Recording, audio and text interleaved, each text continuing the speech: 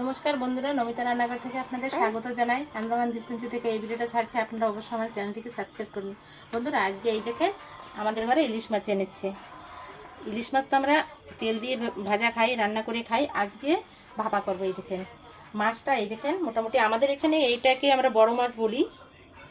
এই যে এইটা নোনা জলের ইলিশ মাছ, এটাকেই আমরা বড় বলি, এটাই আমাদের বড় মাছ। এই মাছটা ভাপা করে আপনাদের দেখাবো। এই দেখে নিজে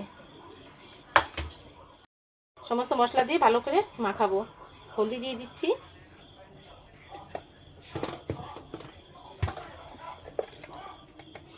দিয়ে দিচ্ছি মরিচের গুঁড়ি, একসাথে জিরা ধনের গুঁড়ি দিয়ে দিচ্ছি,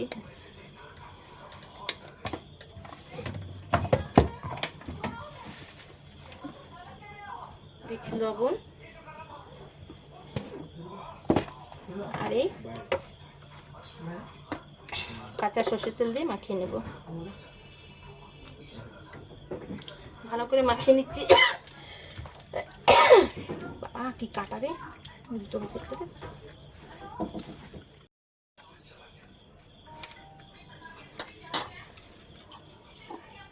আর একটু রসুন দেব।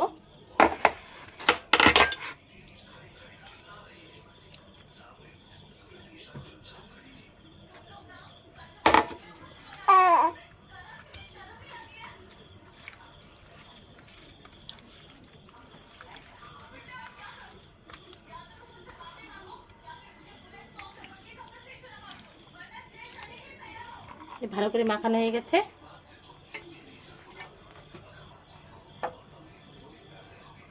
কড়াইয়ের ভিতরে ভালো করে সাজিয়ে দিচ্ছি।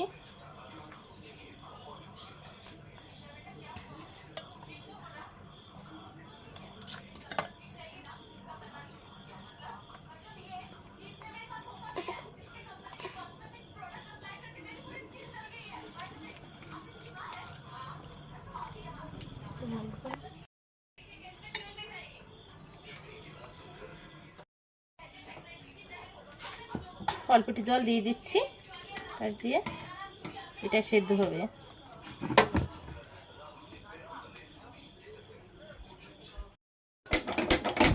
গ্যাসটা জেলে নিচ্ছি, কড়াইটা দিয়ে দিচ্ছি উপরে, এখন ঢাকা দিয়ে দিচ্ছি, আস্তে আস্তে হতে থাকবে।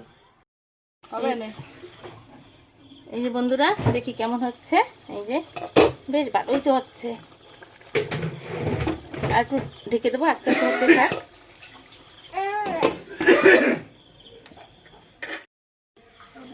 এই যে বন্ধুরা, আমার মাছ ভাপা হয়ে গেছে। এই যে নামিয়ে নিচ্ছি।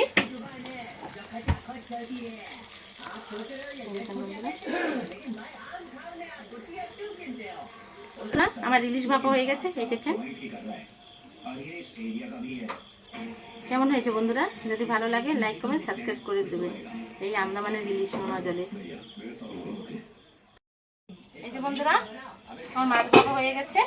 এই দেখেন, এই দেখেন কত সুন্দর হয়েছে। এইভাবে আপনারা ইলিশ ভাপা করে খেয়ে দেখবেন, খুব ভালো লাগবে।